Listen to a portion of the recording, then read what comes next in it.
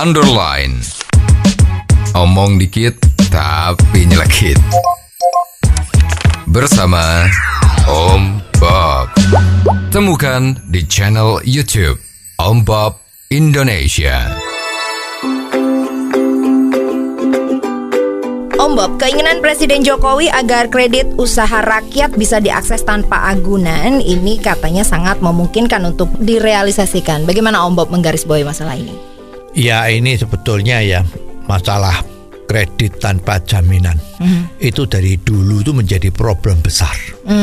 Jadi sekarang Presiden Jokowi kan juga menginginkan kalau bisa memang diharuskan lah, harus dipaksa sedikit atau bagaimana caranya supaya betul-betul UMKM yang sangat kekurangan modal itu bisa dibantu dengan pinjam bank. Seperti kita ketahui, paling mudah kalau mau pinjam uang itu kan lewat pinjol.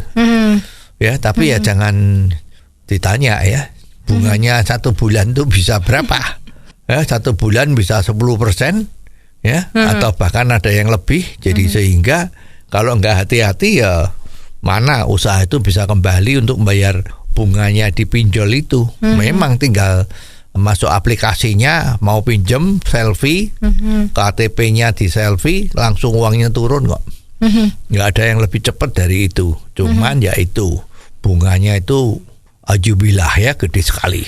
Nah, pemerintah memang punya kewajiban agar bisa membantu UMKM itu ya. Kemarin kan sempat ada yang ngasih keterangan itu ya, pejabat itu dari siapa itu ya, apakah dari OJK, apakah dari Kementerian Koperasi, macam-macam itu kan, Menteri UMKM itu bahwa sudah dialokasikan dana sebesar masing-masing maksimum 500 juta untuk UMKM.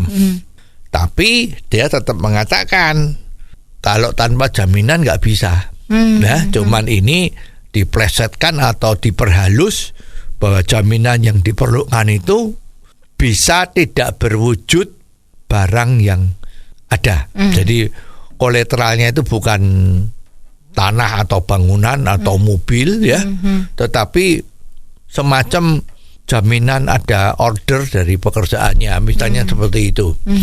Lah ini kan ya susah.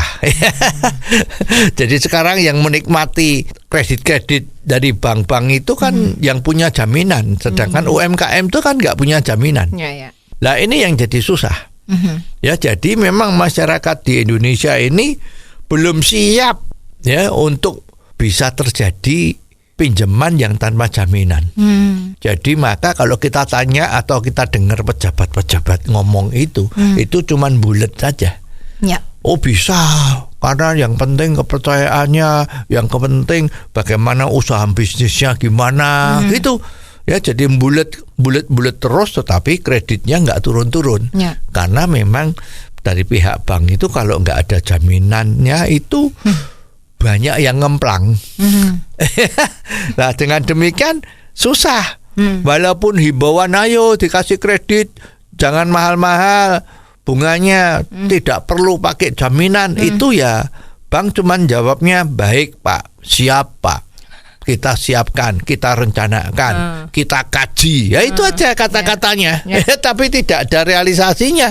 Karena memang kenyataannya kalau sudah ada utang tidak pakai jaminan, ya seringkali memang lebih banyak macetnya daripada yang dibayar. Ini kan jadi susah. Ya, jadi sebetulnya ada satu kunci yang paling hebat. Apa itu, Om Bob? Yaitu berlakukanlah undang-undang Griserik, undang-undang penyanderaan kalau ada orang utang tidak bayar.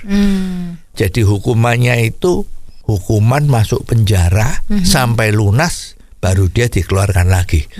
Jadi ini bukan pidana, tapi perdata yang diperkuat, yang seharusnya itu dilakukan. Wong ini itu sudah dilakukan zaman kuno, cuman karena dianggap itu tidak manusiawi, masa orang utang kok nggak bisa bayar masuk penjara, kebebasannya menjadi tidak ada, kan mengganggu peri kemanusiaan.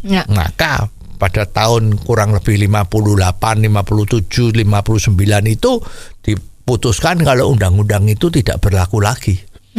Pakai selembar kertas kalau undang-undang itu udah jangan dilakukan lagi. Ya. Ini yang menjadi bencana.